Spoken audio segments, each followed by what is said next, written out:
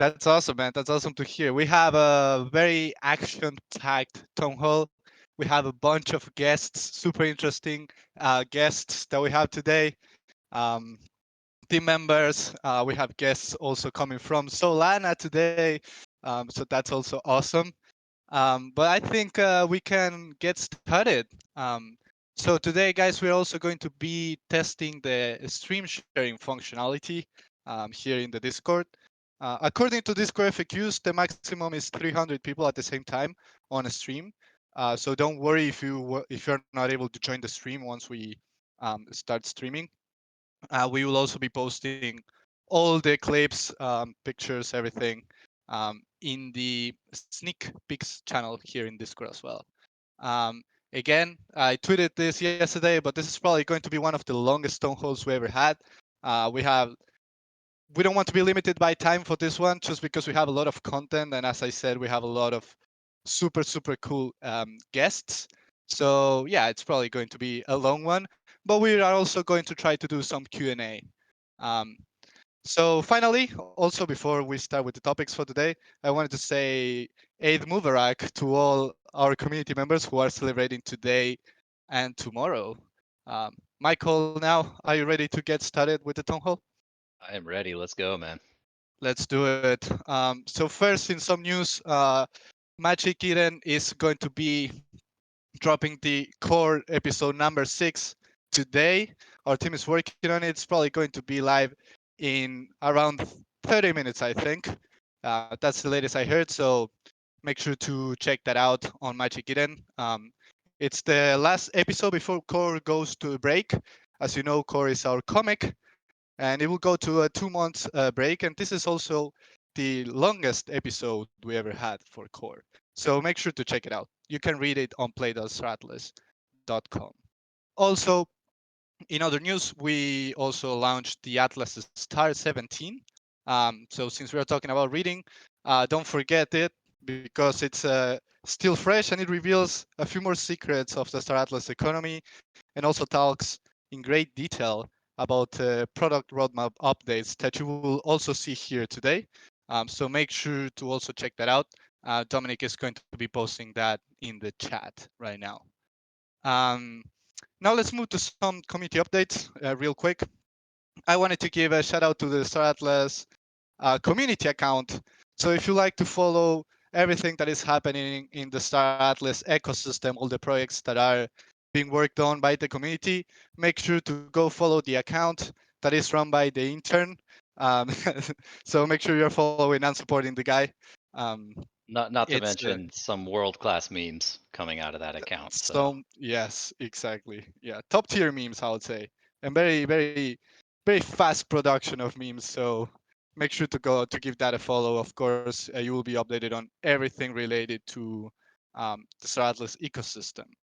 And also another thing that we wanted to mention today is something that we have been seeing over the last few months, and even going back as far as the fall of 2022. Um, there has been a super heartwarming trend in the Star Atlas community where people have been donating their rewards from Faction Fleet and the lockers. So we wanted to give a shout out to all the people that are doing charity work with the Star Atlas Faction Fleet and also locker emissions. A special shout out to Atlas Grace, the Stardust Economy, and Scythe Road to 100, because they have been at the forefront of that trend. And well, they deserve the last they deserve is the least they deserve is a shout out. And also, if you want to know how to get involved, make sure to reach out to them. And I'm also sure they are here in the Town Hall chat right now. I'm Um, I'm really yep. loving all of these charitable initiatives out there. Atlas Grace is the one that's just sticks out to me. Because I just saw a post about it. All of these are fantastic, but we made a little impact. Santi suggested that people donate some faction claims to Atlas Grace.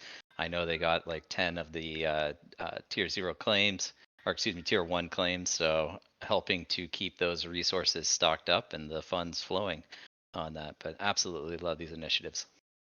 Yeah, we just wanted to give them a huge shout out here in the Town Hall because they deserve it, and thank you for doing that. They were speaking about how much of a change $1 or $2 can be, and I remember also always Archetype saying that in Cambodia people actually have a full meal for less than $1. So we are actually having impact in Cambodia. So that's awesome. Very cool. Yeah, super cool. Now let's move to some updates related to the community. We're going to talk about the IP. And for the IP updates, we of course have the man himself on stage. We have Dan Park. Dan, how are you, my friend? Hey Santi, good to be here. It's been a while. Yeah, man, it's good to have you back. I remember we had you on stage when you just joined the company. I think it was like over a year ago. So we had to Yeah, it bring might you be back. about that. It is good to be back. We had to definitely bring you back on stage, and for today I wanted to ask you a question, Dan, about the IP. We have been getting this question a lot from the community, and I know there has been some updates on the Star Atlas IP. So I wanted to know, what are these updates, if you can briefly explain that, and why this new IP policy is actually massive for the Star Atlas community. Yeah, of course. We're really excited to be rolling out basically a whole new approach to letting the community use Star Atlas intellectual property. This includes everything that's creative and defines what Star Atlas is. Art, gameplay, videos, faction logos, characters, the lore and story. We're basically going to open it up so that community members will be able to monetize or commercialize any sort of creative product that they come up with that is created using Star Atlas IP. So currently, right now, you can only use Star Atlas IP for non-commercial or not-for-profit purposes. So we've seen a lot of really cool content created in the community, things like guides and videos and free-to-play games like Tufa Attack. But now you'll be able to explore commercial horizons, and so we'll just see what people can do here. But it's going to be open to everybody. It's a change to our base terms of service. There's no need to own any NFTs. All you need is an idea, and then you just comply with some pretty straightforward terms, and then you can just get straight to building. In general, there is not going to be a pre-approval process. You will need to fill out a form to give us some contact info and some details on what you're building, but then you can just dive right in. So you can create things like software, media. Yes, I see a question in the chat already. Yes, you can create merch, t-shirts, mugs, ship miniatures, figurines. You can make board games. You could even launch some NFTs or create some cool art. Create a movie. So there will be some limitations on commercializing a video game experience. So for that, you will need to seek pre-approval and a custom license, but almost everything else is fair game. There will be some requirements built in, and those will be detailed in the terms of service. But just a general overview is first, there will be some quality control measures. So no scams, nothing misleading, no hate speech, things like that, right? Also, there will be a non-confusion requirement. So you'll have to come up with your own creative trade name that can be based on the Star Atlas metaverse, but cannot use the actual word Star Atlas in your product name, although you can use that to describe what you're doing. So you can make something like Puna bed sheets, but you can't call it Star Atlas bed sheets. So we will make Star Atlas IP available in one repository, but it'll basically include essentially everything that's a final publicly available creative work. It won't necessarily include everything that's still in the pipeline and still being developed, but rather more of what is considered Star Atlas canon. There will be a royalty imposed on gross revenue that you generate. Gross revenue meaning amounts transacted from sales, fees, and other sources. But there will be no royalty owed at all on the first $1 million in revenue that you generate. So after you reach $1 million in revenue, then there'll be a pretty light royalty imposed to continue commercializing your product.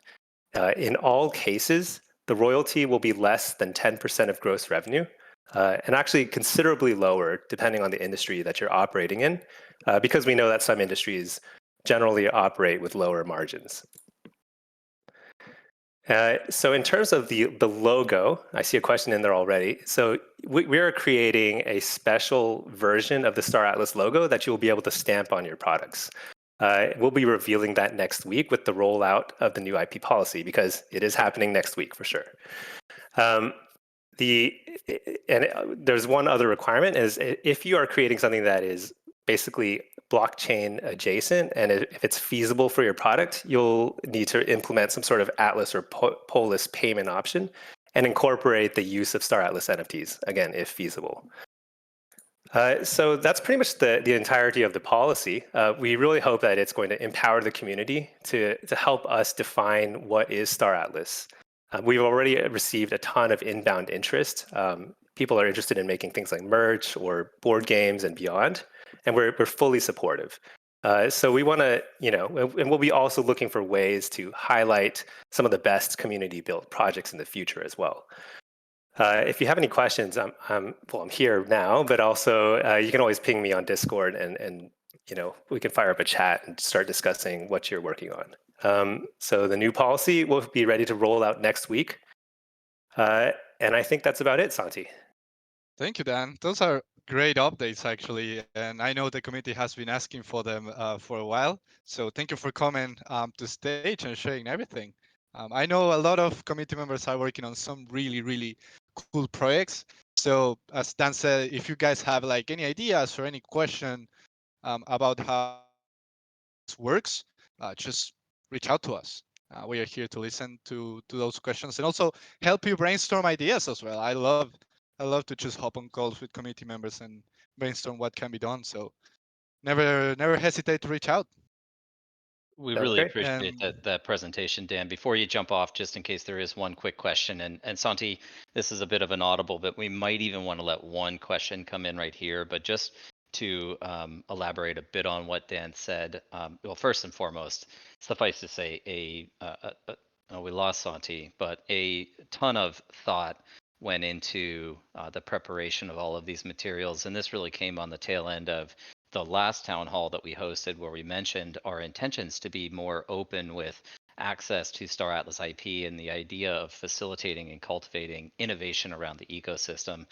A big part of our focus, outside of just making really enjoyable gameplay content, is to establish what we believe to be a functional metaverse-based economy, one that operates in much the same way that a nation state would operate, or a global economy would operate. And so this, we believe, is a big step in moving towards greater decentralization and accessibility and opportunities for people that are super interested in what we're doing at Star Atlas. So very happy about all of that. Dan, I think you mentioned the logo. We should also mention that there is intended to be a full brand guideline within this repository as well. So not only the logo usage, but things like font faces, where they can be used, style guidelines around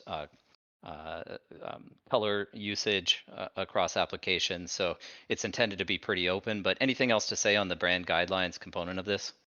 Yeah, so some of the brand guidelines will be available next week, and some of them will probably take a little longer to roll out, but it'll be a very comprehensive toolkit, essentially. Yeah, so there's all these kind of guides in terms of how to use different fonts in different circumstances, arrange colors in certain ways. So I think you'll all find it very helpful in terms of incorporating it and making it fit flexibly for your particular purpose. But yeah, and we're also very open to feedback here as well. So as we roll this out, this is pretty obviously new for us, but I think it's pretty new for the entire space as a whole, the way we're rolling this out. So if you have thoughts on how the brand guideline could be improved, or how the repository could be improved, we're open to ideas. Awesome. Can you guys hear me all right? I'm checking because I lost the connection for a second. We hear you now, Santi. Yeah, we saw you Perfect. drop off for a moment, but Yeah. It's my connection. Always happens during town halls, It's like when you try to give a presentation live, it never always happens. fails. It's always on demo Yeah. day too. So I Yeah. feel your pain. Yeah, for sure. So Dan, something we can do is invite you. We can do a special Atlas brew, and invite you there so people can shoot all their questions. Sounds great. Right now, this is a live invite to you, Dan. So you have to be committed to it now. All right, I'm in. And Awesome. Thank you so i- much, Dan. and in lieu of maybe bringing someone on stage for a question specifically right now, Gan Fall posted a message in the chat here about invoices. We'll still be working through some of that. Our intention right now is to invoice on a semi-annual basis, so every 6 months royalty fees would be due and payable. Anything else to say there, Dan? I mean, I'm sure this is all going to evolve through time as we explore this as an avenue for users. Yeah, that's right. And we'll have to necessarily be a little bit flexible on how we track revenue, because some will be on-chain projects and some will be off-chain. But yes, generally speaking, that'll be. I mean, basically, we're open to dialogue at that point. Once you reach $1 million in revenue, I'm sure we'll have a lot to speak about at that point as well. And there will also be an opportunity to come up with a custom license if for some reason the standard license doesn't exactly fit your business model. So just one final point from me, because I'm super excited about our next guest. But while this revenue stream, the royalty fees are predominantly an automata revenue stream to date, or going into the future rather, in the near term, it is also our intention to explore pathways where this rev share could be further split and diversified into revenue streams for both the DAO and automata in much the same way that the secondary marketplace fees work today. So with that, great segment. Thank you, Dan. Santi? Thanks so much. Awesome. Thank you so much, Dan.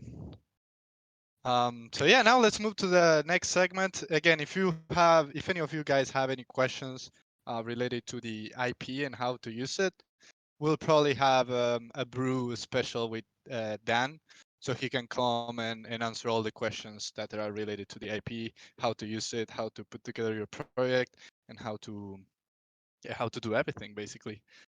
So stay tuned for an announcement on that.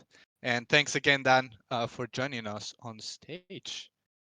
Now let's move to the next topic. This is definitely one of the main topics for today, for sure, which is Sage movement test. Michael, how are you feeling about the movement test? Well, I mean, I couldn't be more excited because we are finally approaching a shipping date here, and this whole movement test. I've alluded to this previously in conversation in Discord, but we've taken a bit of a philosophical shift this year in terms of product rollouts and really minimizing what is the minimal viable product, specifically within our Sage product line, and just thinking about how we can launch iterative features that don't create unnecessary work, features that we're able to build upon and further form this foundation of on-chain gaming and on-chain gaming logic. And so super excited to announce today that we do have the official campaign branding for what we've been referring to as the Sage movement test. This is a continuation of the start sequence campaign that we rolled out in November and December of last year, and we are calling this launch Escape Velocity. And very happy to say that this is coming 4 to 6. You mean April 26th, right? Yes. What did I say? You said 4 to 6. Yeah, man. So April 26th, next Wednesday, we have the first iteration of the Sage product line coming out. Now, I just want to caveat all of that and say that this is still a very early version for us. The intention here is very much to test the underlying technology.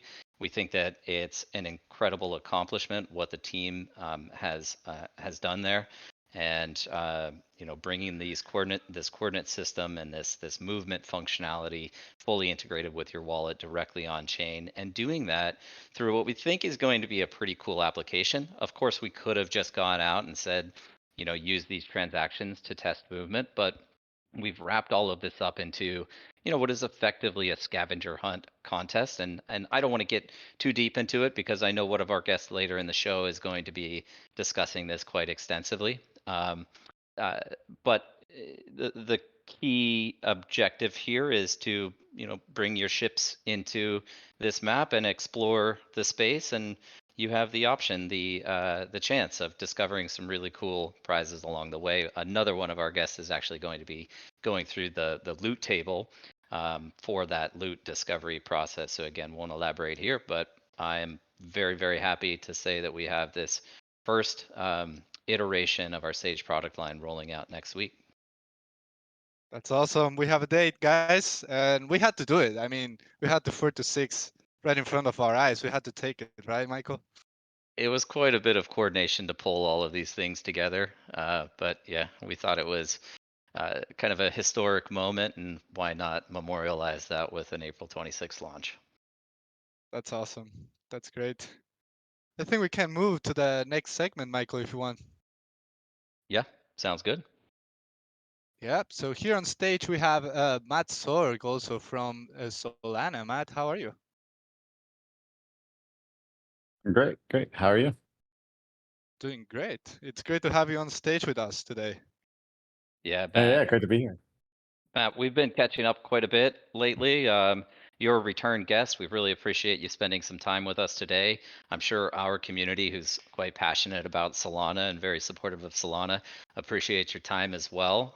But for those people, out there that maybe haven't heard from you in the past, do you mind just running through a quick background, your experience in the gaming industry, and what you do today with Solana? Yeah. Happy to. So, long history in games. Started off in mobile games, but then worked for Riot for about 5 years, which made League of Legends. So I worked much on like the back end, scaling around the world and doing a bunch of things. A lot of it's kind of relevant to what we were talking about here. Is I helped make a lot of their APIs that the community could build off of and do a bunch of really fun things. I also worked at Unity for a little while, the game engine.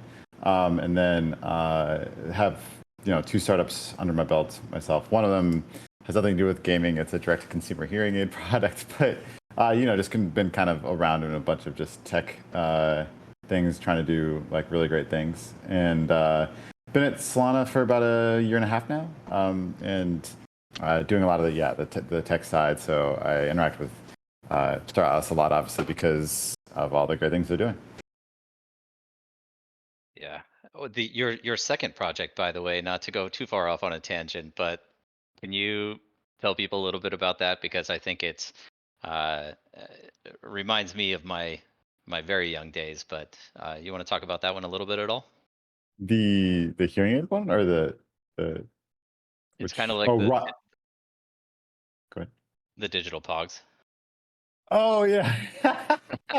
Yeah. So some colleagues of mine at Unity, we were just kind of like talking. We're always tinkering and stuff, and one of them got his in contact with the owner of the digital rights to Pogs, which is like this crazy popular game in the early 90s that something like 3 billion Pogs were minted or whatever, like physical like discs basically were made during that time.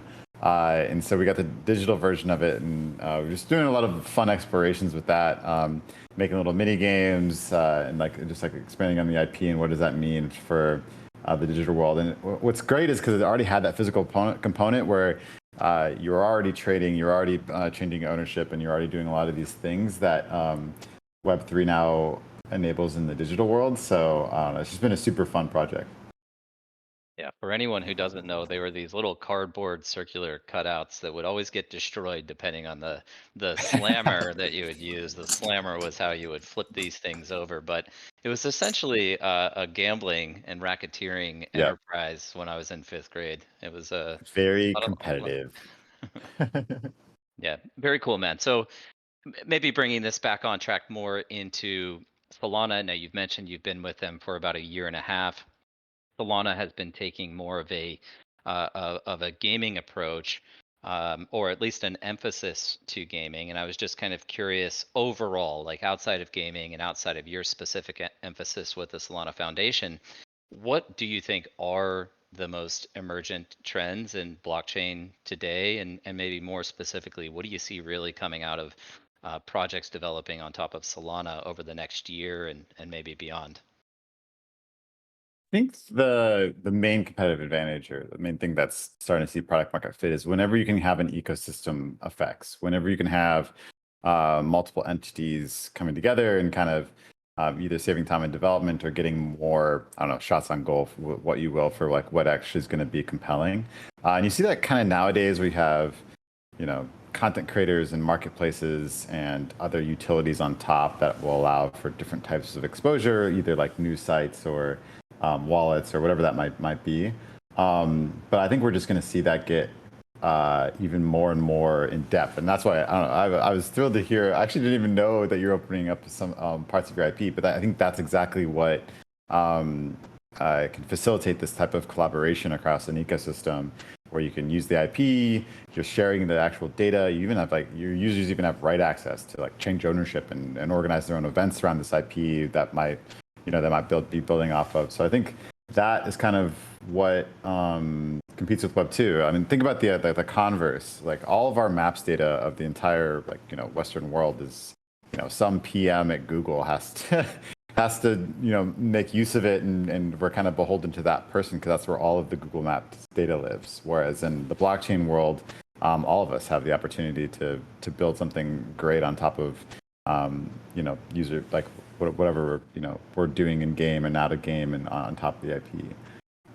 But yeah, so Solana specifically, like we're really excited about those ecosystem effects. So, you know, is there something that, you know, Star Atlas, can they collaborate with Render? Probably. So Render token just is a render network, and obviously Solana has, or sorry, Star Atlas has a bunch of great assets. So there's probably a lot of collaboration opportunities there over time.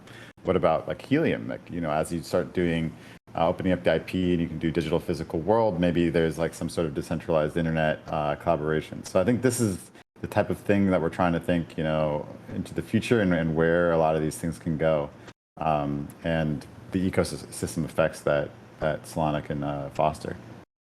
You know, I love that term, the ecosystem effect. It's kind of an extension maybe of the network effect that was a term that was introduced to me when I just started getting involved in crypto all the way back in 2013. But you know, it really speaks to the open source community and how people are able to leverage the innovation of others. And I really think there's two components of this. You know, what you just said was what we're doing with the opening of the IP policy. That's an extension of the ecosystem. We now have people that are able to create product lines that we as a company, we don't have to develop these now, nor do we have the capacity to develop these. And what we see here is a major opportunity to recruit a global demographic of builders creating and exposing the idea of Star Atlas to everyone else around the world. And of course, we are more than happy to kind of share in the, call it the profitability, or share in the upside of that opportunity with people, because they're willing to contribute their time, their resources, they're putting their own capital into these things. And overall, it creates greater awareness of Star Atlas, and that holistically benefits every single participant within the ecosystem. The second piece of this, and kind of goes into the open source side, but it also goes directly into the on-chain logic side of blockchain gaming. A lot of people would say, why do you want to use blockchain to actually build a game, and why would you want to execute game logic on chain? Well, for us, it's this whole idea of composability that we hear Anatoly talk about a lot, right? And so because we're developing the logic on chain, third parties are able to create their own extensions, expansions, their own experiences, and leverage a lot of the innovation that we're bringing in the form of development of programs, but also the development of infrastructure. And in the path to, or on the path to, what is truly an open metaverse concept. Not that Star Atlas is the metaverse, but it's an entry point to that. I think the only way that we ever get to true interoperability and composability is by executing in this fashion, and it's, you know, it's quite challenging to do so. But you know, I did want to ask you, and I don't know if you're comfortable with talking about it today, but Johnny Lee had mentioned that you are working on a paper actually currently that speaks specifically to the benefits of on-chain gaming. anything you want to share with us about that today? Yeah, so I think a lot of people are getting, a little bit spooked. When there's any sort of thing that's deemed as a risk or regulatory, people will try to, uh, just be a little bit more conservative. So a lot of people are saying, okay, we want to try out blockchain, but we're just going to obfuscate as much of the blockchain as possible. And I can agree that we don't want the blockchain to be like in people's face. But the thing is, there's so much benefits to the underlying technology that I agree with the parts that we should make it user friendly, and especially things like consumer protection. But I think Solana right now is the fastest value transfer network in the world. Web 2, Web 3, notwithstanding. I think if I want to transfer to somebody in Korea or South Africa, I don't think there's a faster way to do so. And so exposing that to the users and all the interesting things that can happen when you have that information transfer that goes through consensus and that everybody in the world can see and agree on that this is the state of what's going on, and that I think is just a really magical concept, and that's part of the reason why we're so excited about Star Atlas, is that really exemplifies that. Like as these technologies get rolled out, you'll have more and more people being able to see the exact state of the gameplay and see what comes out of that, because we've not really seen that very much in Web 2. There's a lot of these other, being on the back end of a lot of these, high performance systems. There's all these quirks that you have to work out, and the across these region play and all these other things. But if you have the community building with you, you can solve a lot of those a lot easier. And yeah, so that I'm really excited. I've already put a couple of references to Star Atlas's roadmap in the article for sure. We love it. And I think program extensions, that's one avenue. We're already seeing that type of innovation go on in our ecosystem. But I think a lot of what will drive future value of a product like Star Atlas is really the content creation and the idea that mod development can be expedited, right? Because the tooling is essentially all available. And while we're building puzzle pieces that people can pick and choose from, now we're building a puzzle completely in the dark here. So it's quite challenging from our perspective as being a first mover on this and operating on the bleeding edge. But our hope is that as we roll these things out, it becomes easily identifiable which are most attractive to use in a separate application. And we could quite easily see people pulling, say, our movement mechanic and integrating that into a gaming product that they have that also leverages Star Atlas NFTs as part of their feature set. But you have deep experience with mods as well. I'm sure you're supportive of the idea of this iterations or alterations of a core gaming product. Oh, definitely. I mean, League of Legends was born out of a mod of Warcraft into Dota 2. So I think this part of, but even that was kind of challenging because, League didn't give that much back to the original creators. So having these kinds of mods where the people creating the mods and the original creators are both incentive aligned creates these very, hopefully, much more collaborative ecosystems where they're not. It's always a little bit weird in the classical gaming world how mods interact with the original creators, and so I'm just really excited that a game, Star Atlas is really doubling down on that and figuring out live with all of us kind of how to make that a really positive experience for everybody. Awesome. Okay, so just a couple of quick final questions here for you, Matt. One of them, I don't know, again, how much you can speak to immediately. I understand that Solana is putting more effort into marketing, specifically for Solana going into the future, but also a few of the different industry sectors and product lines that are going into that. Any thought on the rationale that you can share with us on starting to enhance the marketing efforts directly through the foundation? Yeah, so we've always basically just been an engineering shop with good vibes, so no actual marketing was taking place, which got us pretty far actually, because if you just have really good technology, people will self-select. Obviously Star Atlas saw from the very beginning, even before some of the founders, how great of a games platform Solana could be. But so that does get you pretty far with a lot of really innovative people in the world. But sometimes things will just get away from you. Like some people can take your narrative for you, and so that's basically our concentration is getting back to really helping people understand what technology is actually differentiated. There's a lot of noise in blockchain, so really exposing the actual differentiation and the awesome things that are only possible on Solana kind of ideas. And kind of owning that, but then also there's from that there's products that are just new to the world that are being built on top. Star Atlas being a great example of that. And so kind of using those as motivating examples for these marketing initiatives is kind of what we're thinking about going forward. And it's kind of you'll see a little trickles in here and there, and then obviously over time it'll just get much more mature. And we're really excited about it because it's a new thing for us, and we have a lot of really great things to show off. I'm sure that excites some people out there in the audience. I know we're very excited about it. I'm extremely pleased with the fortification of our relationship and the communication channels that we've been able to establish with you all, especially since the Solana gaming division has come online. I think we first connected actually on this about a year ago. I want to say it was down in the Bahamas, and it's been a phenomenal relationship for us.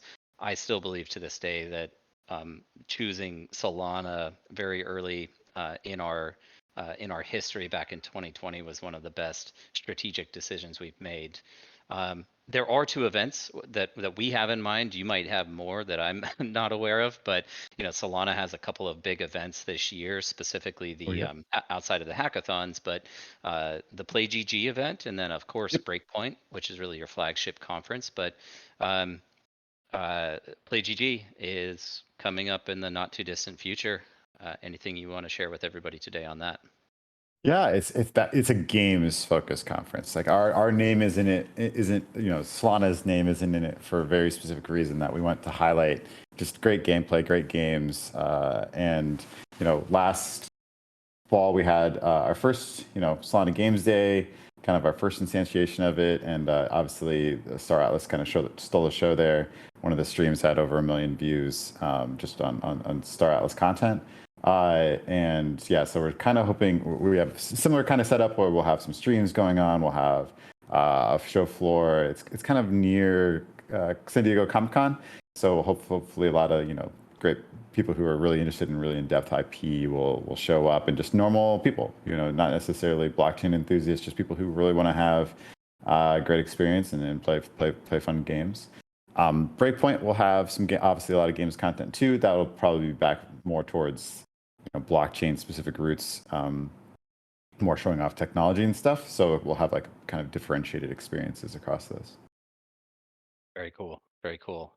We're also excited about that, and it also is conveniently placed around the launch of Act 2 of our graphic novel, Star Atlas Core. So nice. We'll talk a little bit more about that. Matt, anything else you want to share with everybody today, or any closing thoughts? We do really appreciate your time joining us here, and again, sincerely appreciate the support that you all have shown us over the years.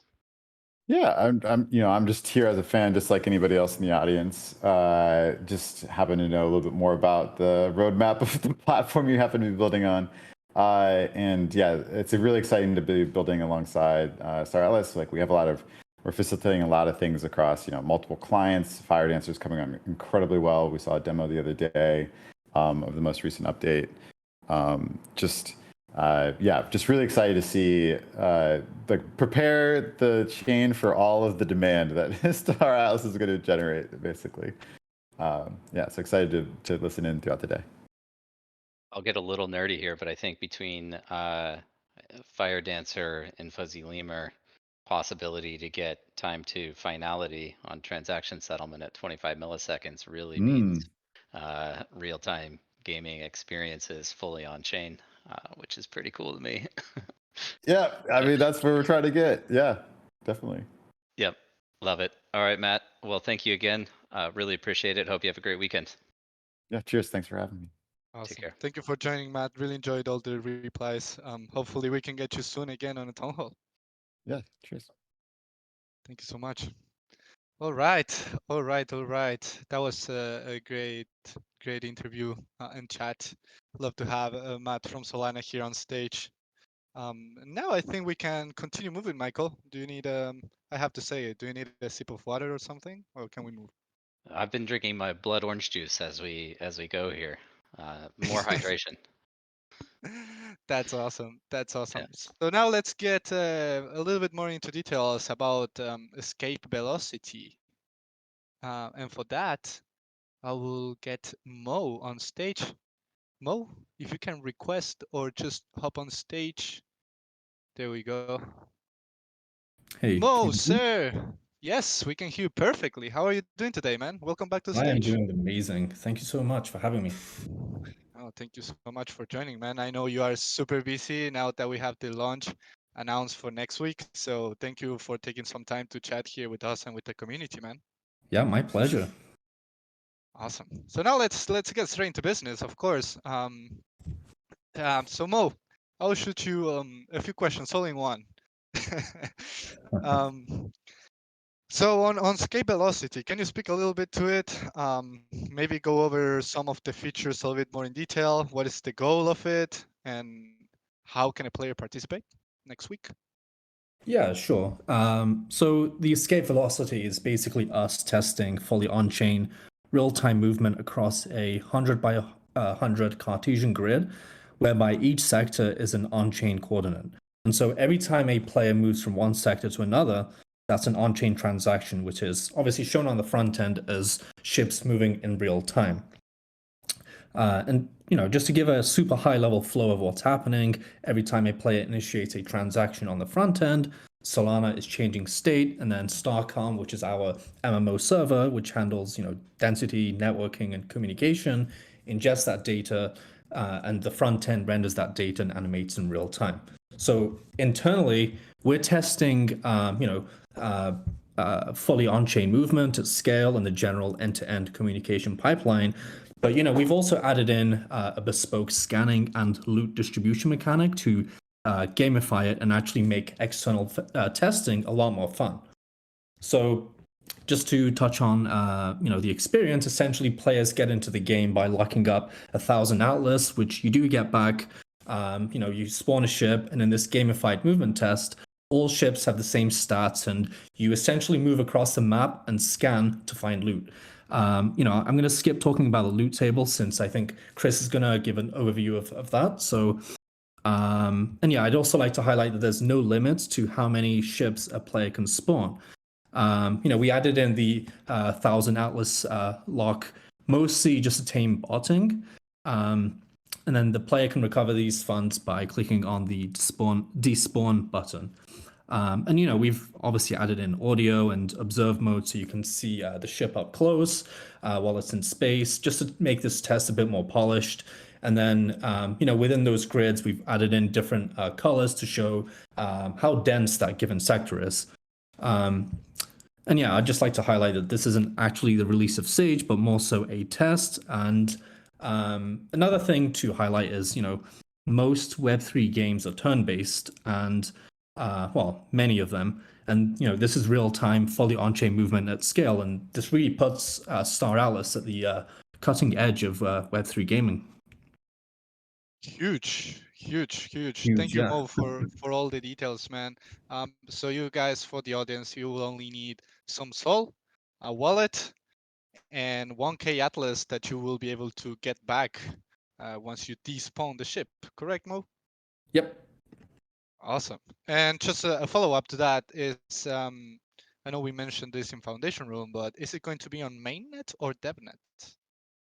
Yeah, so escape velocity is going to be on mainnet, and just to give a quick explainer of the difference, the Solana mainnet is the production-ready version of the actual Solana blockchain and the network that hosts the actual real-world, Solana projects and where actual Sol transactions take place, whereas DevNet is like a test network or a sandbox environment for projects to experiment and test new features before deploying them onto the mainnet. Perfect. Perfect. Awesome. Thank you for the explanation, man. Yeah. So a question that everybody has, of course, now that you Okay. talked about escape velocity, is what is next for Sage after escape velocity? Yeah, sure. So, as Michael said, we did pivot our release strategy to focus on iterative releases. So, recently in the last few weeks, we've had half of the front end team working on the escape velocity. But, the other half have been working on the release after that, which is centered around resource extraction and crafting. We're calling it resource extraction and instead of mining, since, raw resources are being extracted from a celestial body, asteroid belts.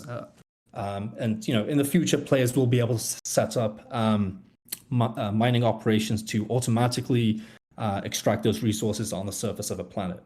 And crafting, revolves around locking crew and ingredients like resources and products for a specific period of time, so then players can claim an end product and burn the ingredients in the process. And this is actually one of the core loops that will incrementally lead to us crafting major assets like ships and structures in the future. This is a while away, but it is the foundation kind of core loop for that. And yeah, if you have any questions around specific game mechanics, ask Giuliano in the foundation room. But from a blockchain engineering point of view, we've had all of the Sage programs audited and everything on the econ side with the the economic levers are looking great. Great things to come. Yeah. Awesome. Much Well, great answers, man. Thank you so much for coming to the stage as always. Yeah, my Everybody's pleasure. super excited about escape velocity and can't wait to test it out and starting next Likewise. week, man. Thank you for joining, man. Thanks, guys. Thank you, Awesome. Mo. So now we also have Chris here on stage. Chris is from the Star Atlas Econ team. So let's move to the economic side of things for escape velocity. Um, Chris, my friend, how are you doing? It's a pleasure to have you back on stage. Doing well. Do I have sound? Yeah, it looks like it. Yes, perfect. Yeah, doing awesome. I think I'm just as excited as our fans are to be here today. It's not just from the econ side of things, but from the entire holistic view. It's really incredible what we're about to do at Star Atlas with escape velocity. Awesome, man. So let's dive in. Awesome. So I have a few questions here for you, Chris. Let's start with one question that I'm sure everyone has here. Since you are from the Star Atlas Econ team, I'm wondering why does this scavenger hunt testing matter for the econ? You guys seem pretty excited about it, but from what we can tell, there is no economic integration to it. Yeah, that's a really good question, and I think it gets at the core of what this whole entire project is. Right, this version of Sage is a test, very much so a test. So in that regard, scavenger hunt's monumental for the econ team. We're thinking of it as a test of a test. We get to test the test. So sure, there's no core Sage econ loops yet. Obviously there's this loot pool, which is going to be really awesome to see how players behave and what they end up doing, regarding that pool. But really what we're doing is establishing our tools and techniques that we're going to be using in order to handle the game data well into the future. So this is going to include, of course, the analysis of the game state and player data, but also just playing with the environment, with the data, with the levers. So we're essentially going to have these game state data that we can adjust, especially with regards to the loot table. That's going to allow us to change the nature of the game, and it's going to give us a really good idea of what it looks like to be the econ team, getting data from the environment and feeding that full cycle of getting data, making decisions, posting decisions back into the environment, into the game state. We're going to be able to test all of that, which is fantastic. Yeah, man, you're going to be getting a lot of data from it for sure, Yes, we are. I'm sure Chloe from BI team is super excited about it as well. Shout out to Chloe. Yeah. Awesome, man. So now let's get to a spicy question, as Tom would say. What is the loot for this module, Chris? And Dominic is going to be streaming now, so hopefully it's working fine. I would like to check since this is the first time that we are testing live streaming here. If you guys can tell us in the chat if it's working well for you, if you can see the live stream that Dominic is streaming right now, you will be able to see the loot table rewards. But please confirm that everything's working fine. Yep, I can see it. So to answer your question, Santi, as you guys can see, they've got this sweet infographic here to show you the different tiers of loot. So in order to kind of like adjust, the probabilities so that a tank ship doesn't drop just as likely as a piece of food, because we want that tank ship to last, right? We don't want a tank ship to run out in the first minute. Whereas food is a lot more plentiful, so we have a lot more of that to give out in loot. So what we've done is we've come up with these tiers: copper, bronze, silver, gold, platinum, and diamond.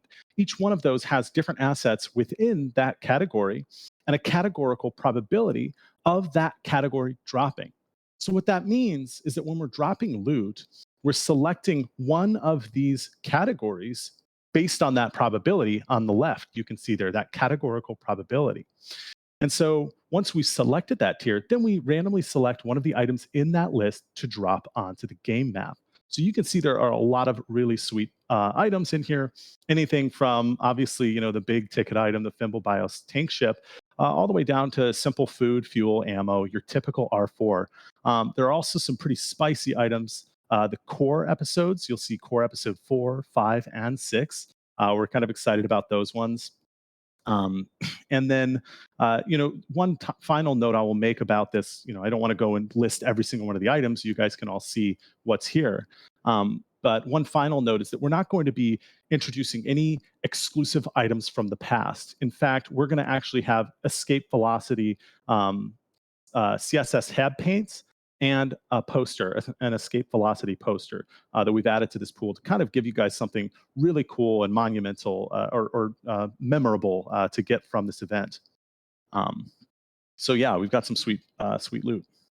Definitely nice. I love that we have like these rewards that you will only be able to get during the escape velocity campaign for the CSS hub paint and the poster.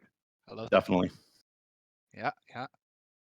And so Chris also questioned that I'm sure the whole committee has is, can you give us some tips? How can we improve the chances of getting some loot? Yeah, so we've gone through this really sweet loot pool, and everybody might be thinking, oh my gosh, I'm going to go out and get the tank ship. Well, this is a universal loot pool. So this is distributed across the entire galaxy, and there are going to be probably thousands of fleets out there looking for loot.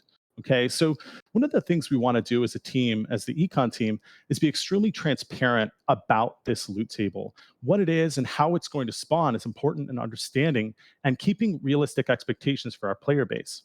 So loot spawns in a fixed quantity at any time on the map. That's a universal fixed quantity. So for example, if it's going to take a long time for 10 fleets to gather all the loot on the map in 1 minute, for example. But if you have 10,000 players, they're going to be able to gather that loot much more quickly, right? You can think about spreading pieces of cheese all out into the floor, and you let a bunch of mice in there. They're going to get through that cheese much quicker if there's 10,000 mice than if there are only 2. Okay, so that's one thing I want everybody to understand, is that there's a fixed quantity of loot on the table, regardless of the number of players that are present.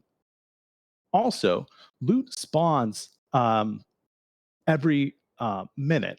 So, for example, if a piece of loot is picked up, another piece will drop in another location on the map following that event.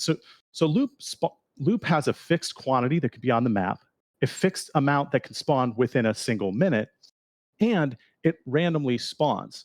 So loot can spawn anywhere on the map, and you have to scan in order to find it.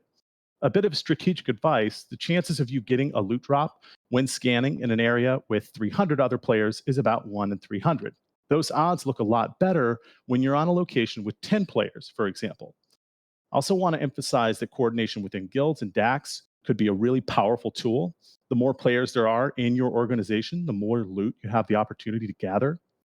But but you'd prefer that the loot is picked up by your own teammates rather than an opposing faction. So try to coordinate and make sure that your fellow players are doing their part.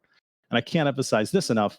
Make sure you're reaching out to Star Atlas vets that may have either gone idle or left the ecosystem, and especially reach out to those people who haven't heard of Star Atlas that are in perhaps the Solana ecosystem or the greater Web3 gaming ecosystem.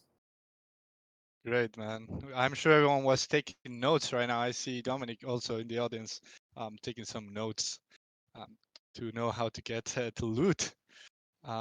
Michael, do you have any thoughts here, questions for Chris? Well, I just want to say that I personally prefer to eat my cheese off the floor because I'm a cultured individual. Dude, I tried to come up with that on the spot. I was like, what's a good example? And cheese and mice was the thing that came to mind. It's good. It's good. It's good.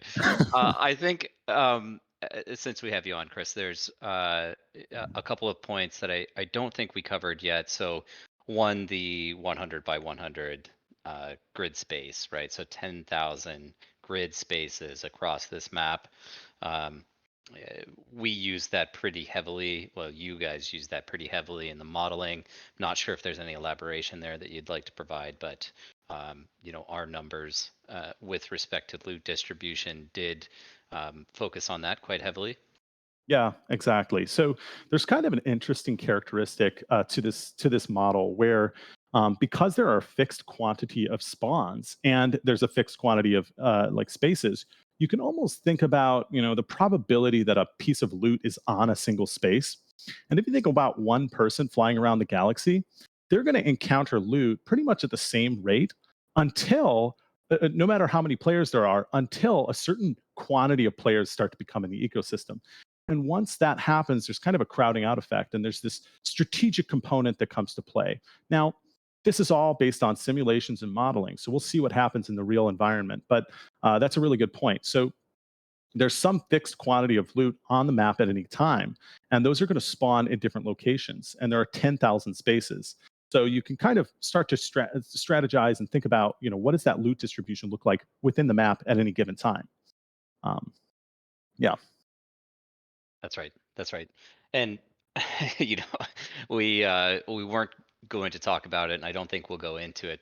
But there was also some really cool modeling work that looked into a metric that we use, which is the VWAP, the volume weighted average price distribution of assets over time, and that kind of feeds directly into what loot went onto the table.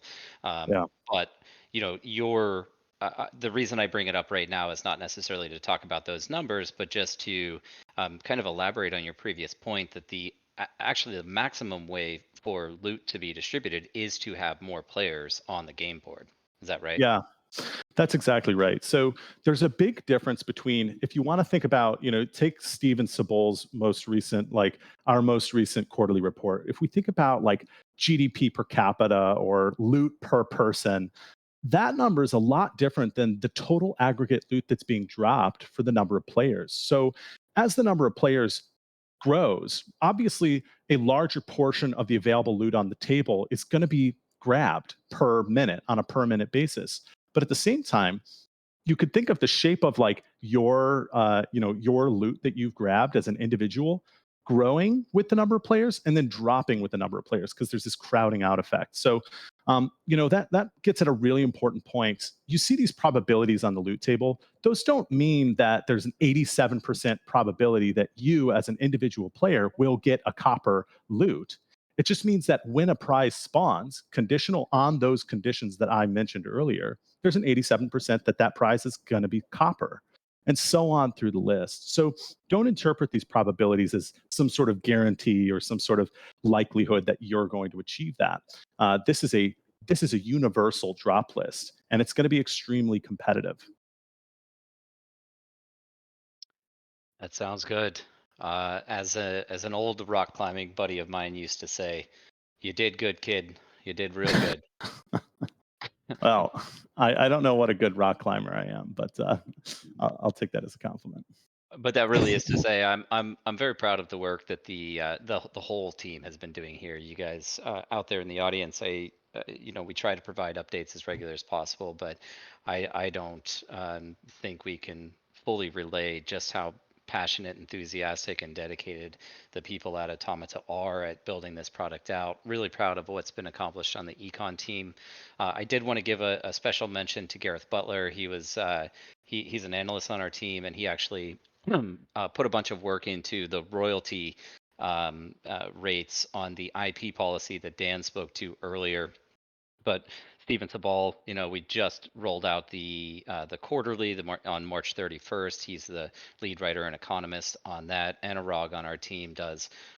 He's an analyst as well. He puts in a lot of research into competitive analysis and also alternative project analysis that allows us to refine the mechanics and dynamics of some of our gaming products, including those that went into escape velocity here. And then, of course, Eric Vermillion, you all have heard from him before. He's on stage quite frequently, but just leading this department and being a real collaborative team player and helping to fortify the relationships across teams and make sure that all of these different gears that we have operating in this machine that is Star Atlas and that Automata are all working well together. But Chris, really appreciate you joining us today. I've got to get to a econ party now. Pop the champagne. See you guys. See you, Thanks, Chris. Thank you so much. And thank you also, Mo, for joining us, man. Thank you so much, Mo. Now let's move to the next segment. We covered everything related to scavenger hunt. So now let's move to our 2.1 updates. Well, we can't miss the social campaign. Oh, yes, true. You want to mention that, Michael? I do. Yep. A lot of thought went into.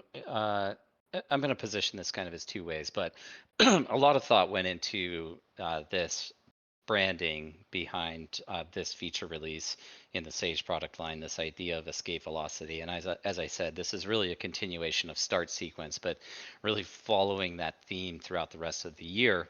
And you all have heard us talk about the community leads and managers talk about the idea that once we start rolling these things out, we're going to it's intended to build a lot of momentum. And I really do think that escape velocity is symbolic in multiple ways, not only symbolic in the sense that it is a product launch and we are emerging outside, we're bursting through the atmosphere, we're entering into space. And in the case of Star Atlas, reaching space is not your final destination, but really just the beginning. And in so many ways, what we're doing with this Sage product launch is just the beginning of what's to come.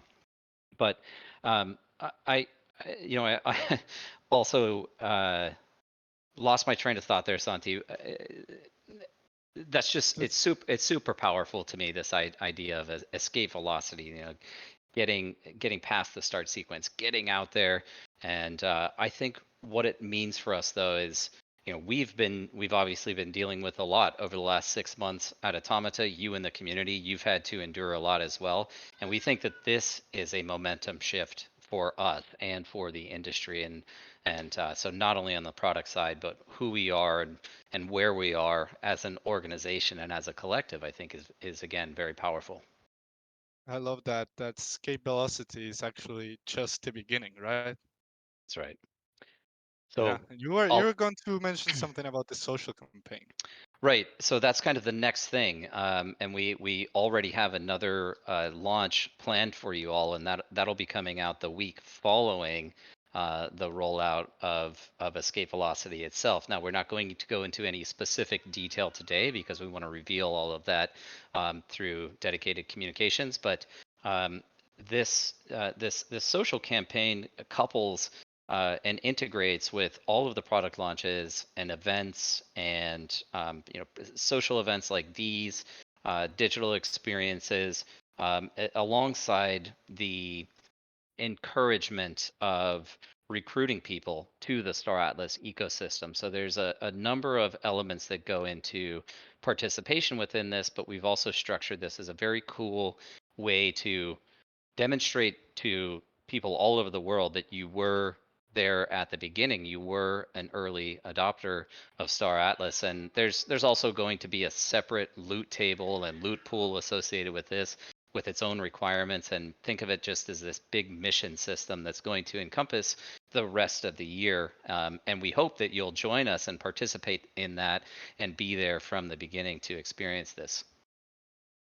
Yeah, it will definitely be worth it to be here since the beginning, and we just wanted to reward everyone for engaging with the products. So that's why we have this social campaign. You will learn a lot more about it probably starting next week. That's right. And I am seeing some questions just in the chat here. So I actually just wanted to address one additional thing on escape velocity really quickly before we move on. And because I don't think we covered it, we did put a ton of thought into game theory, not from game design perspective, but how could people kind of manipulate the system that we're releasing.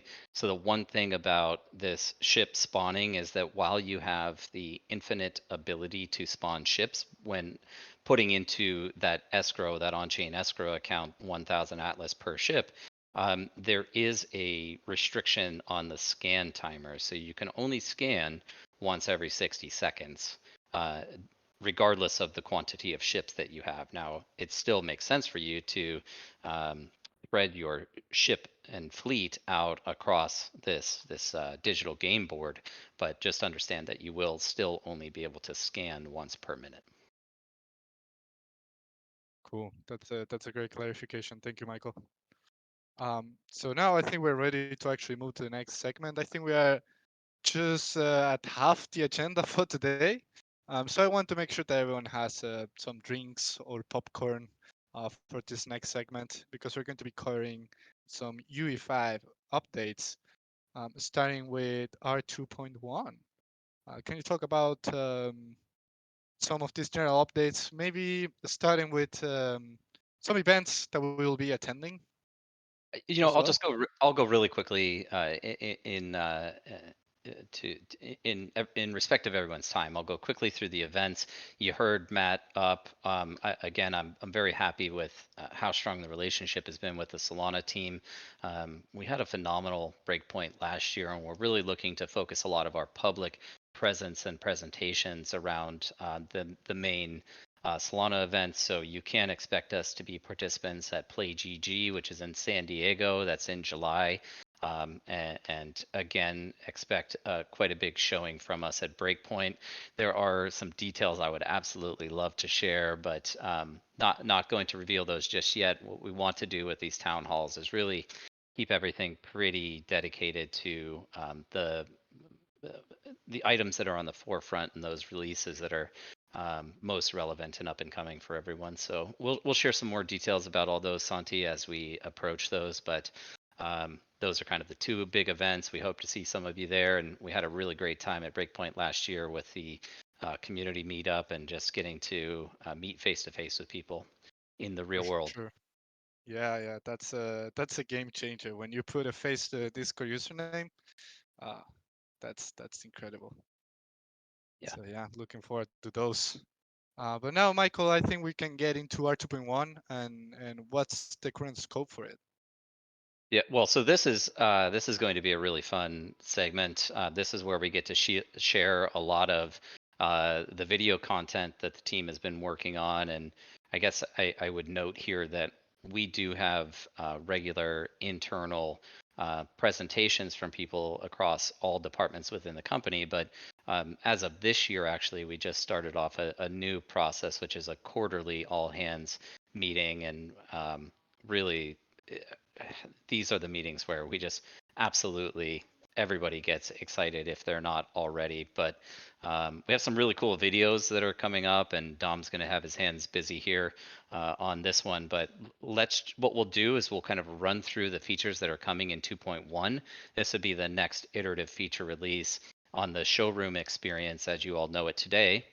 And one of the big things that we're bringing out for 2.1 is a full marketplace integration into the Unreal Engine client. So we'll roll that video for you now. There we go.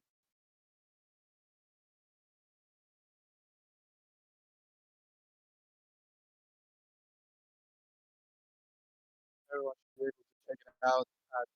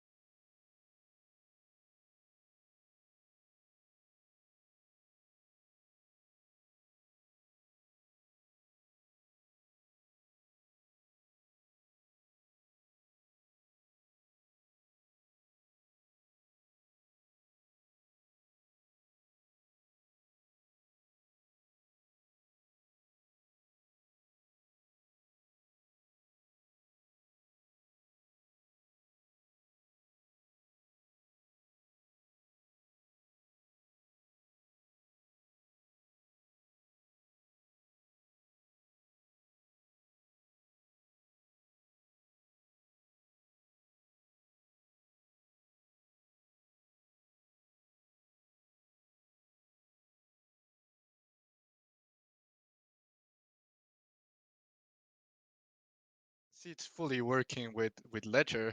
As you can see in the video that Ricardo provided for us, one of our engineers. Huge shout out to Ricardo. He has been crushing it. Absolutely. And you know, I don't want to take this down the path of revenue, but that's been a frequent topic of conversation across the community. But we do see this as one avenue for us to help lift up the sales through time when people are able to engage in the gameplay experience, not have to go to an external app like our beautiful marketplace as it exists today, but be able to make those purchases directly in game as they're experiencing it and as they're interacting with those objects. I will probably speak out of turn here as I sometimes do, Santi, but you know, part of what we're focused on getting into future iterations of the Unreal client, as well as providing people with opportunity in single player mode to experience some of the ships. And again, there's some detail there that I'll leave out intentionally, but the idea is that this is a showroom, and if you want to test fly one of these models before you buy, we're going to make that available to you. And of course, the option to purchase those items would exist directly in the fund as well. Awesome. That's a great update. You can already see how it will be. Looking great. Looking great. So, Want to go to the next one, Michael? yeah, moving along. So I think there's been also some discussion back and forth about the upcoming round racing mode. Now, this is a pretty big feature. We've shared some videos of this in the past. What we're looking at for 2.1 is a single player version of this, very similar to the way the time trials work in the showroom today. We've got the video playing here, but this will also be accompanied with a leaderboard. Now, this first one is flyable jet. Clean. Looking Yeah. very clean. I love it. I love it. Yeah, and just to clarify, like, this is work in progress, early work in progress, what you're looking at, guys. Just wanted to make that disclaimer here. Yeah, thanks, Santi. Very important to stress that we're sharing content with you all extremely early, but by no means is this even the final version. You couldn't tell by looking at it. I mean, it looks fully polished to me, right? But the we're going to see some considerable improvements still through time as well. For sure. For So sure. we also have a we added a new camera mode here, and there's a racing rear view camera. Let's roll that clip as well, Dom. Yeah, that one is dedicated to Miguel. I know Miguel from our team loved the rear view camera, so shout out to Miguel. Yeah, and this racing gameplay mode is a not in the upcoming release, but ultimately what we're building towards is combat racing. So I think the best way to describe it is really Mario Kart on steroids in Unreal Engine 5 with some of the most bleeding edge looking assets you can imagine. I love that description. Mario Kart on steroids. Steroids. Oh man, awesome. I don't think we added any of the videos of people getting blown up, but those are super cool. We'll probably drop those at some point as well. And then maybe just to round out this segment on the single player racing, we also have a video here of the progress on the racetrack environment.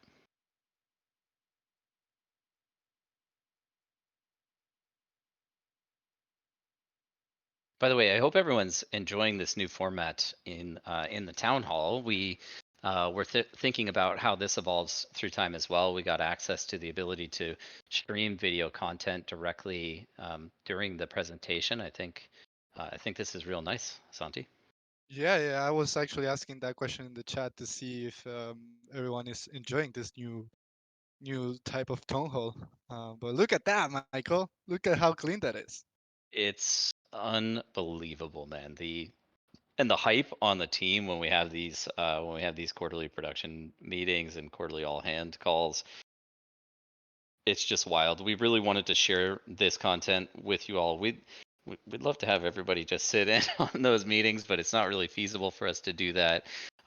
Obviously, we do discuss some confidential information there as well. But here you go. It's a 8-person racetrack.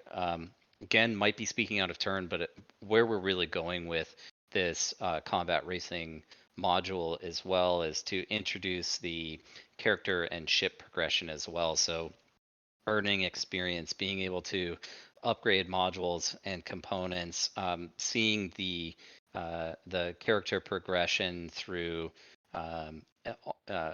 armor and equipment enhancements, so being visually identifiable based on the progress that you've made and character level, all just looking incredibly good. Yeah, yeah. Looking super clean. Looking super clean. Yeah. The job that the UE5 team has been doing is just incredible. Incredible. It really is unbelievable the progress that we're making in a very short period of time. But I'll probably talk about it just a little bit more towards the end here. But I've mentioned this in the past. A lot of the work that we were doing. I should note that Unreal Engine 5 was not even available to be developed for a public release until June of 2021, and obviously we spent a lot of that year building our team and recruiting great talent that's able to produce assets like this. But to think about what we've been able to accomplish, sorry, what I was getting at is doing this foundational work and building out these content production pipelines and establishing the foundation that allows us to speed up and expedite development going into the future without overpromising anything. What we expect internally is the ability to produce on a faster pace with faster iterations and more content coming out in the future. Yeah. Yeah. So a few other little updates here. These are coming directly from Danny, but the dogfight mode inside the client has been updated, and that's going to support more ships. So more than just the X4, you'll be able to pick and choose from the ships that you own and engage in that PvE combat mode. We are also looking at this photographer career mode inside inside the Unreal client. So we get all of these great images and screenshots captured by people that are exploring the environment today, and we thought it's pretty light lift for us to add a new career mode into the game where people can take these screenshots, and we actually want to tie this into the entire play to earn concept. And so we're still kind of working through the underlying mechanics there, but the idea is that there would be a competition of sorts with voting, so upvoting and maybe downvoting, but to the extent that you as a photographer capturing the screenshots of the atmosphere and the environment would be able to potentially earn Atlas for participating in that gameplay loop. We already see a ton of amazing images produced from the community, and so we want to further cultivate that and support that as a career path in game. Yeah, we love to see the pictures. It's not your ordinary JPEG NFT, right? That's right. Yeah. And so like extending beyond that, there is an expanded showroom experimental map as well. And this is kind of pre-season for testing. Now, this might be gray box in some places, so it's not going to be all polished textures. It's just going to be an option within the menu that you can select from and go navigate and explore. But we want to just get that content out to you as soon as possible and let you start playing around with that. And then this next one is super cool. The train arrival station has been completely re-architected with an interactive train that will actually bring you into the showroom at some point in the future. And so we're going to roll that video here. But again, quality here is just beyond.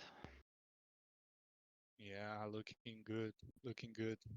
It's a very nice update. But we don't want to spoil everything, like you guys will have to discover all the rest updates here on the train station by yourselves. Yeah. So again, I'll roll kind of quickly here through some of the final items, but there are a number of quality of life enhancements that have been introduced, make it just a little more enjoyable to interact with the environment. There's been some performance improvements in engine as well, and these optimizations are really designed to make the game more accessible, lower the PC requirements, and open up to a wider audience that can experience this with a performant, well, just kind of a performant experience for them. The main menu, by the way, is also getting updated, and the individual, you, would be able to select your ship from that menu. That ship that you select will be your background, kind of animated background, but it'll also be then your default ship when you load into the game. There's been a bunch of bug fixes that have been discovered and reported. Thanks everyone for reporting bugs when you do. Those are important for us, and those all do go into a pipeline, and we work through those. There's a bunch more surprises. I've already said a lot. Let me just stop there, Santi, and hopefully everyone was happy with some of those Yeah. videos we shared. No, that's awesome. And we on that one, that last one, Michael, on the surprises, guys, we didn't mention all the things that are coming in our 2.1.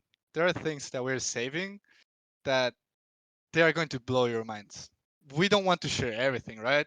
But there are a couple of things that we didn't mention that you're probably not expecting at all. So that's all I'm going to say.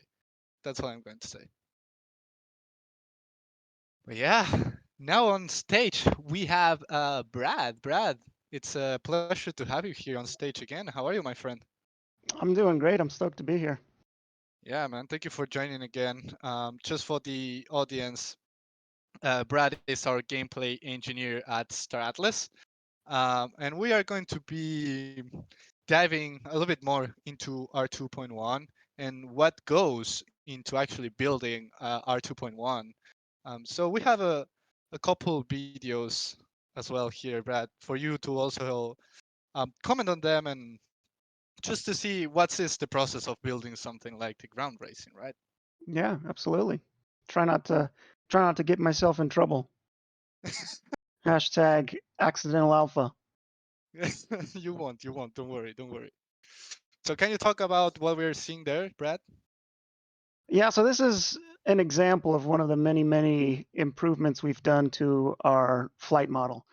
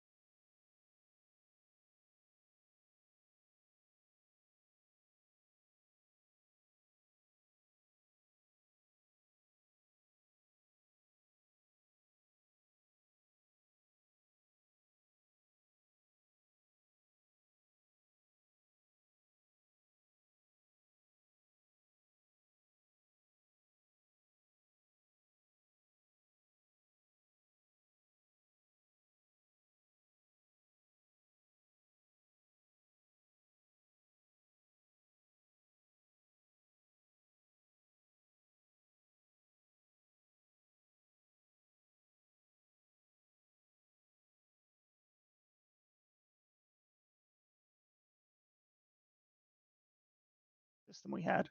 A lot of it was kind of just like prototype, and it worked for what it was, but it wasn't easily scalable and to build on top of. It wasn't like a good foundation. So now we've got gameplay abilities system implemented, and I feel like we're really starting to hit our stride.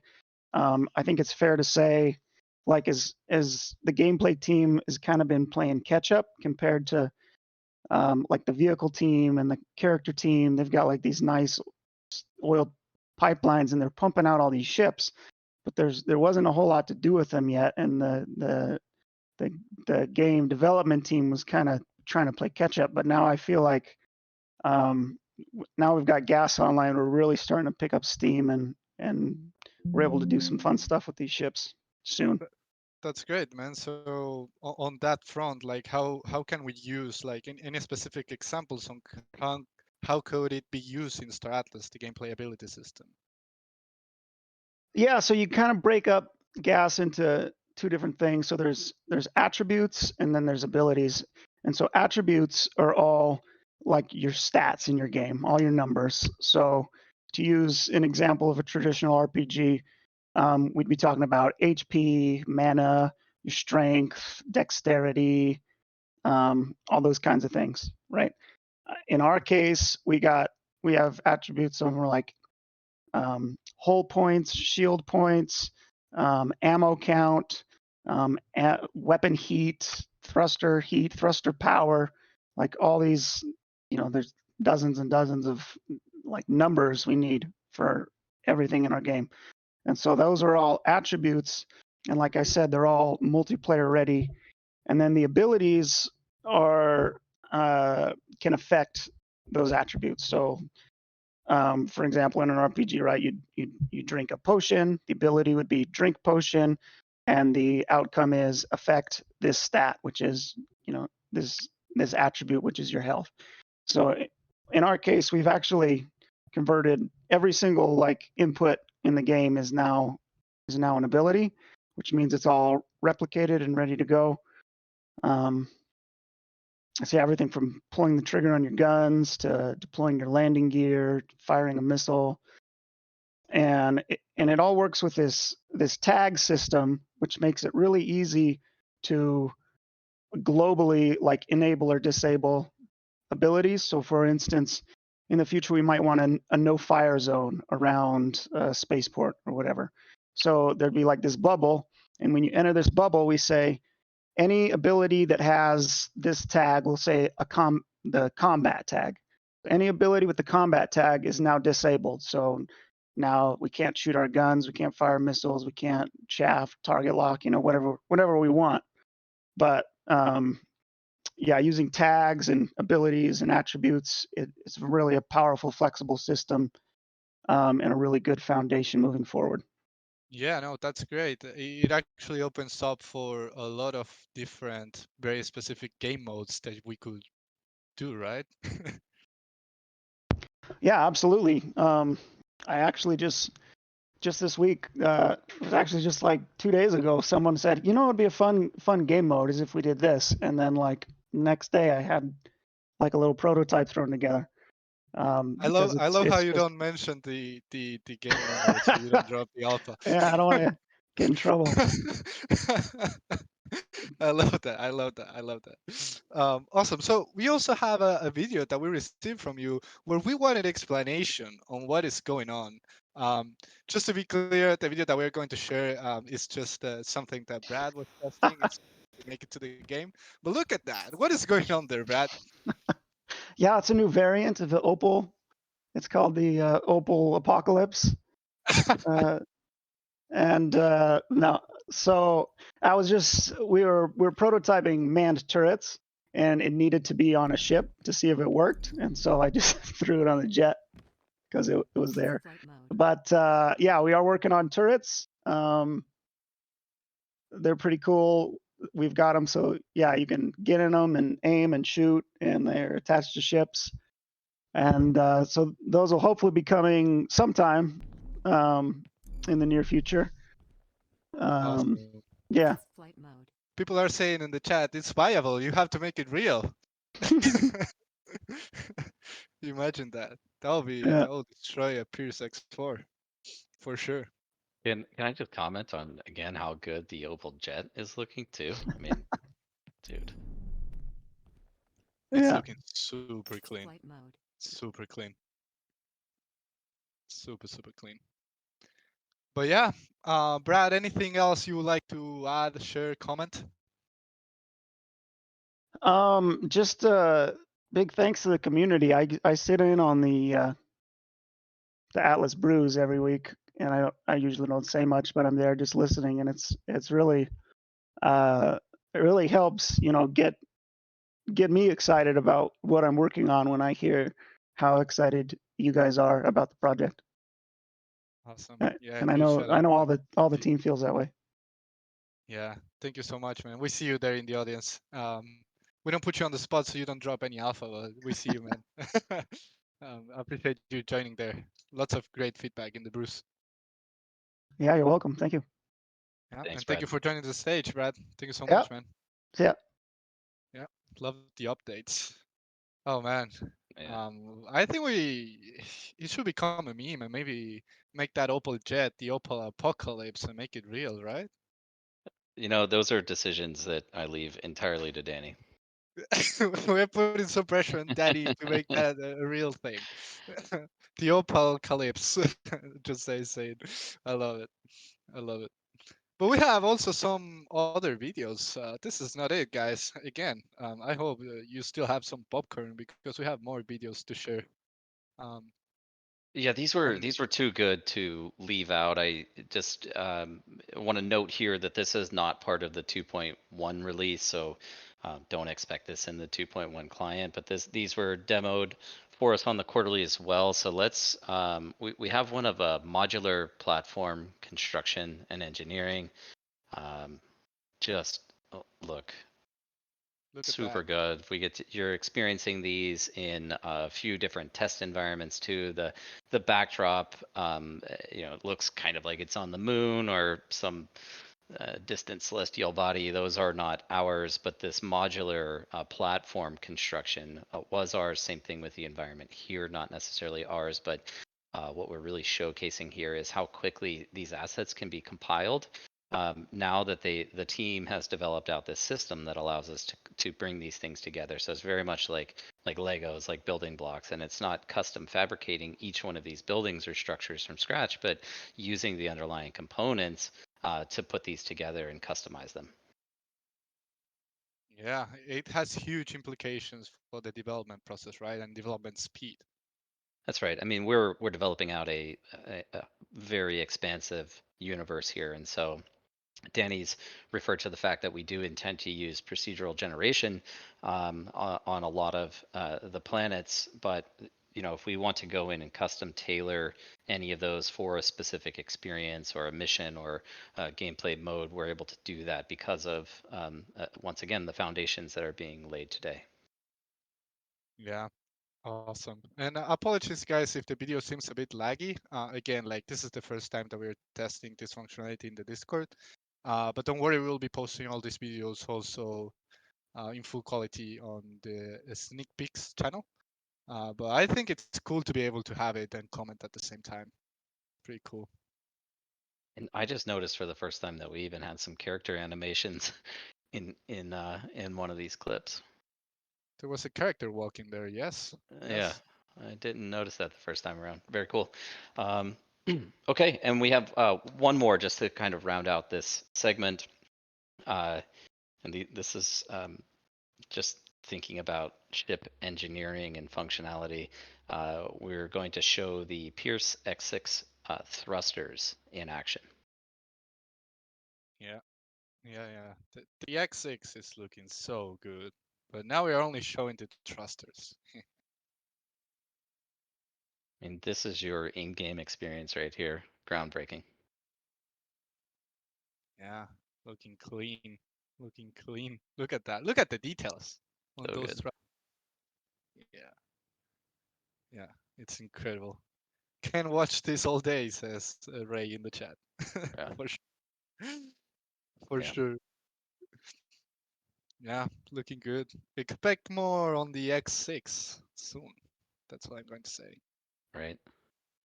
Yeah, that video was edited to leave out some other specific detail with intention.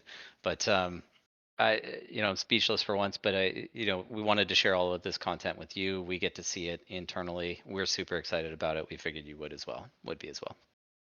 Yeah, for sure. Now let's move to some other product updates, Michael, before we go to Q&A. I think we can speak a little bit about the DAO, right? Yeah, in the spirit of time, I will be pretty quick here, but and again, we want to showcase those products that are more near term. So the DAO is still very much on track with our internal timelines right now. I think I mentioned this on the last town hall, but just to reiterate, the next feature release from the DAO side is going to be the proposal and voting system proposal, specifically from the Automata team. So we'll be rolling out the foundational proposals that really establish the framework, establish the constitution, and then lay the groundwork for community generated and submitted proposals. So these are going to be coming exclusively from us.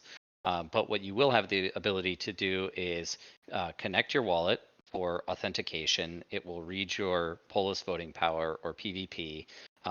You'll be able to vote on any proposals that are available across the DAO, and then there's an entire discussion board for all of these. So what we do expect is that some discourse to take place between the community and Automata to refine and revise each of these proposals, get to a point where everybody's satisfied. The vote gets ultimately will get passed. It goes through a number of iterations, ultimately gets passed. And then we have that foundation set. And then the next thing beyond that, again, is when everybody else across the community can start submitting proposals for things they would like to see and change they would like to see take place across the ecosystem, where I think this is going to be very important. From the financial perspective is we know the DAO has been collecting revenue since December of 2021, primarily through R4 sales. It's also been collecting its share of the secondary marketplace transaction fees.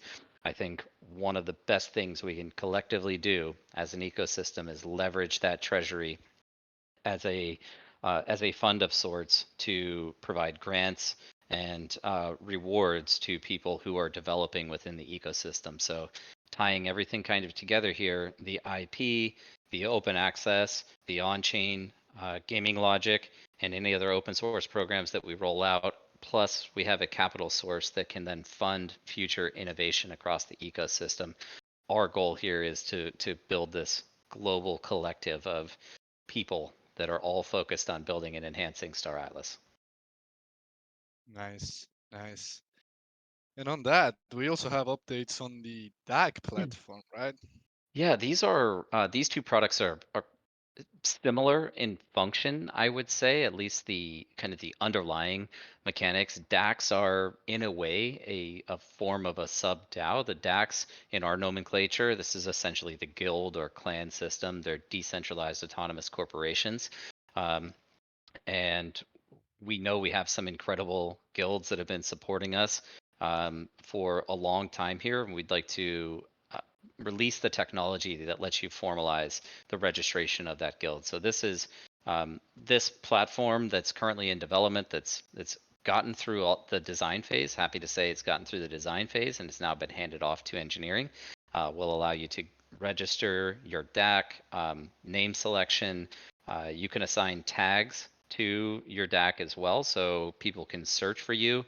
The DAC leaderboards are coming alongside all of this, but really it's a recruiting tool and recruiting mechanism for all of you out there that lets you organize, set roles, set permissions all through on-chain systems, and manage your DAC directly through the portal site, which is the play.staratlas.com website. Awesome. So, And massive shout out to Xcode and his team for this one. for sure. I mean, there's so much more that's been going on across the company, and that portal team has recently rolled out. Let's not forget faction claims just came out.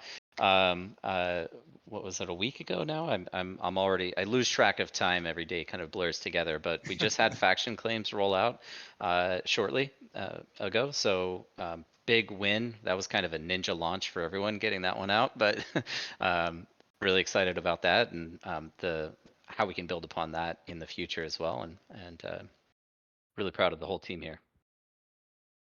Cool. Great.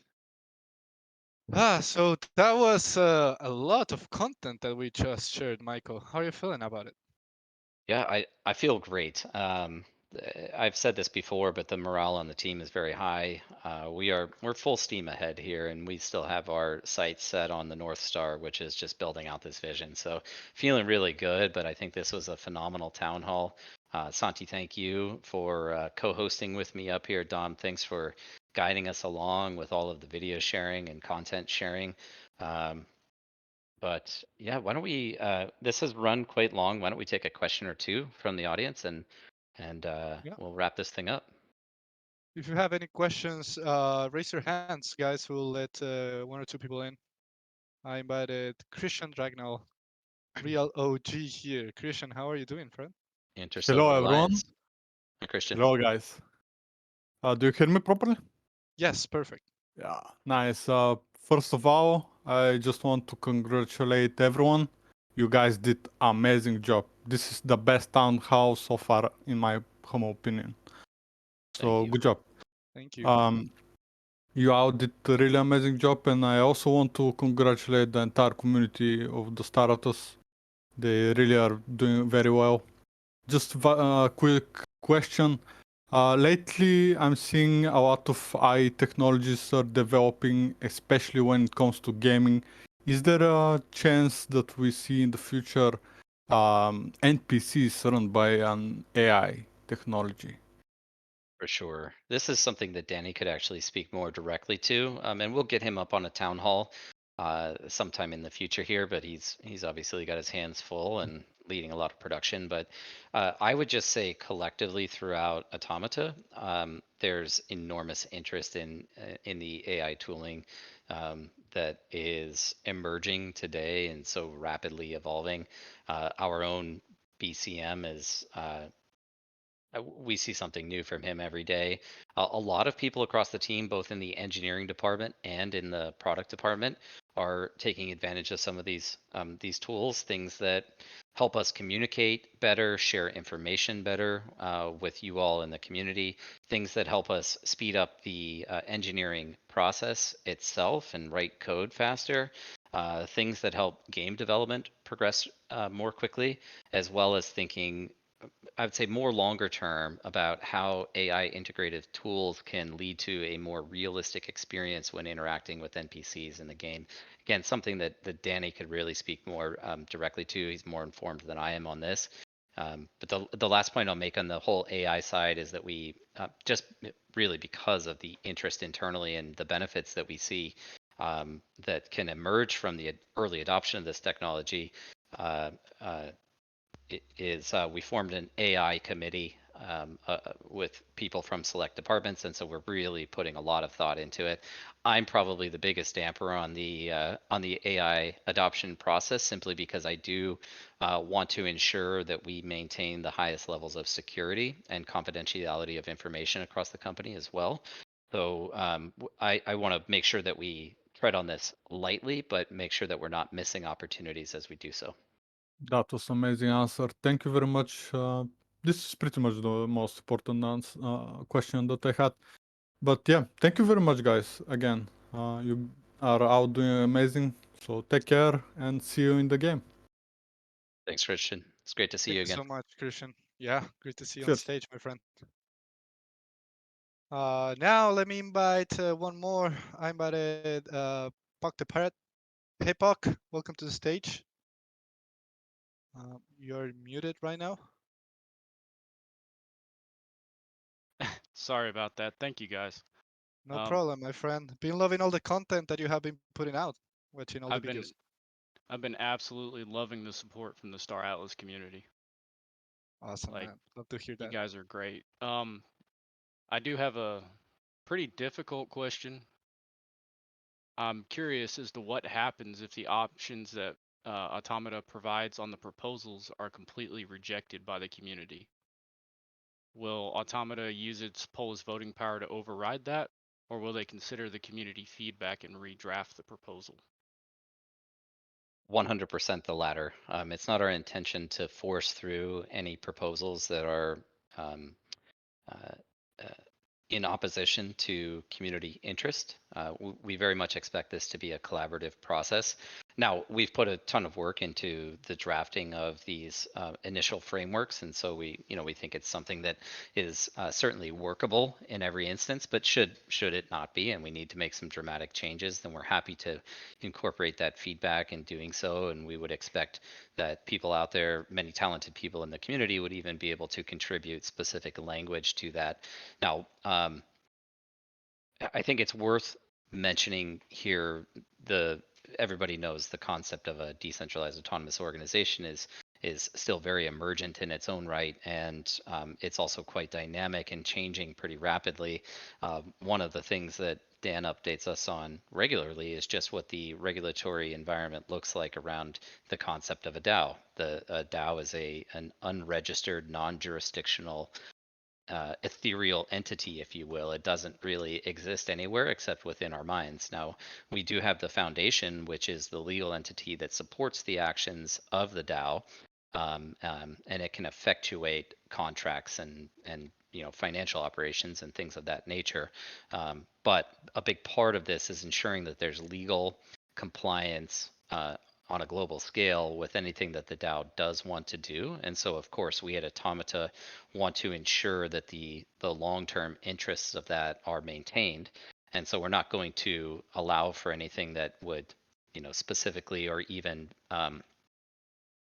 without certainty compromise its future operations. And so we're hoping that we can provide that feedback to you based on the expertise and knowledge that we have. And then, of course, incorporate feedback where there's misalignment with the community. I really like that answer. I know one of the main reasons people are in crypto is because people with power have abused that power. So I appreciate that answer. And I also have a question about where we stand on the runway, if we're able to get an update on that.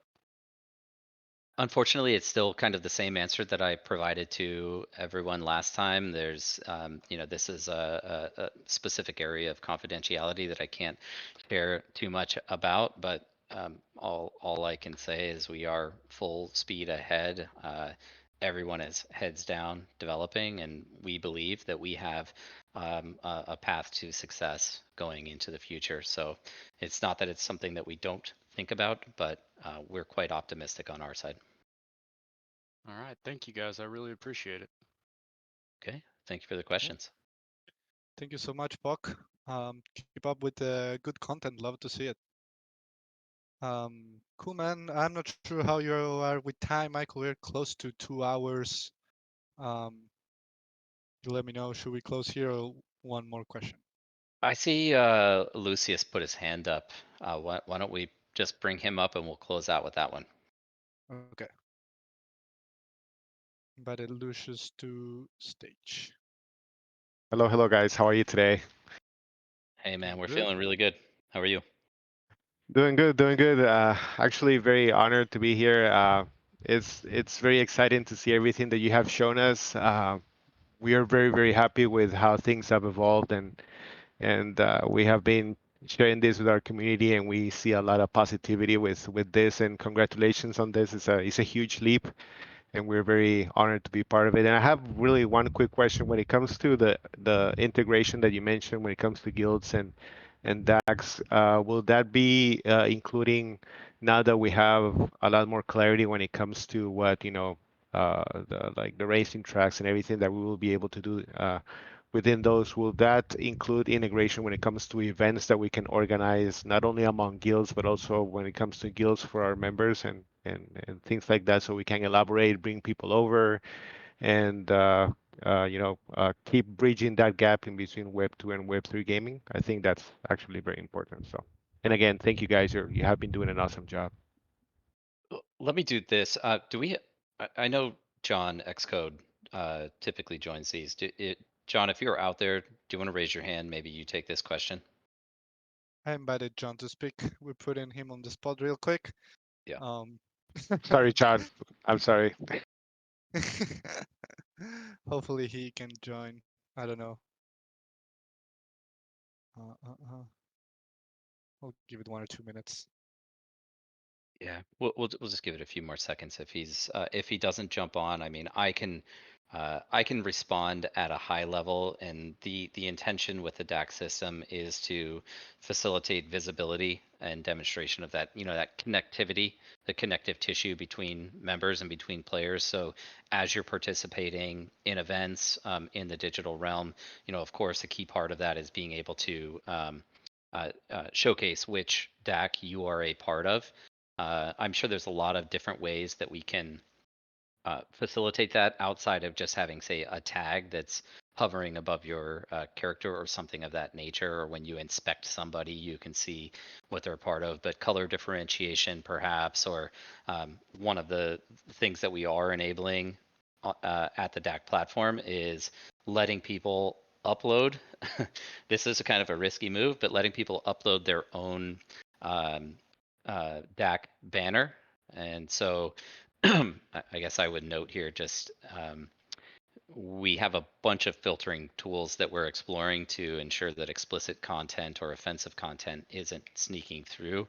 But this is a bit of an experimentation. We thought it would be better for us to provide you with the optionality to upload your own image representing your DAC versus giving you a default set to select from. But anyway, I think there's a bunch of different ways that you're going to be able to identify who's a member of what DAC.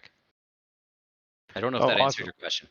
Awesome. Thank you very much. Again, it's the first thing that came up into my mind, us being a gaming community, but I really appreciate all the work that you have been doing. And just letting you know, we're gunning for Dom once the game's ready. So I hope you have a security team for him, because there have been some back and forth in between him and our pilots. So just Dom, we're ready. We're waiting in our server. Let's do it. Oh, guys. I you just need don't want to practice. embarrass you guys yet, Let's go, I'm man. waiting. Let's go. Cal is listening. Everybody's listening. Let's do it. You guys need to practice. You get the 2 best pilots against me and Dom. We're going to see And, how it and goes. and thank you guys. It really means a lot to us. We have been really looking forward to this. I know everyone here is excited about the game. If we sometimes seem harsh and impatient, is because we care about you and what you will deliver. And again, thank you for thinking about us and delivering this, because it means a lot to us. And thank you for being, letting us be part of it. So thank you. And we appreciate everyone being a part of it. Like, that's really the paradigm that we're establishing here. So thanks for jumping up. Thanks for the questions. Santi, I just want to make one final point on AI here, because Bobby, I think it's Bobby is in the chat, brings it up. But yeah, I think that's the most innovative AI feature we're bringing online, is the ability to identify whether it's a hot dog or not a hot dog when you're looking at items in game. Very, very cool, progressive tech. Yeah, using AI at its fullest, right? That's right. That's a Silicon Valley reference for anyone out there that didn't get it. But anyway, I think it was a fantastic town hall, Santi. I do have another meeting to jump on right now, so let's wrap this one up. But stellar show today. Really appreciate everyone coming out, joining us, supporting us. To everyone on the team that participated and presented, really appreciate it, guys, and just collectively across the company. Couldn't be more proud of what's being done here. So really appreciate you all. Yeah, thank you everyone for joining. Just before we close, Core episode 6 is live on Magic Eden. In case you guys are interested, I just posted the link in the chat. But now I think it's a great moment to close. This was the Town Hall number 38. As we said before, the longest I think we ever had. Lots of great information shared. And well, we have a movement test, escape velocity, next week, 4 to 6. I'm So hyped. I can't wait. yeah, we'll Yeah. have a lunch party as well. I think Michael will be there with some drinks as well. Yeah. Well, I will be in attendance. Yeah, awesome. Yeah. So yeah, guys, stay tuned. See you next week. Wednesday is going to be a great day. Thank you so much for joining. This was Stonehold number 38, and see you on the next one. Ciao, ciao. Thanks, everyone. Power to the people. Stick to the man. See you guys. Bye bye.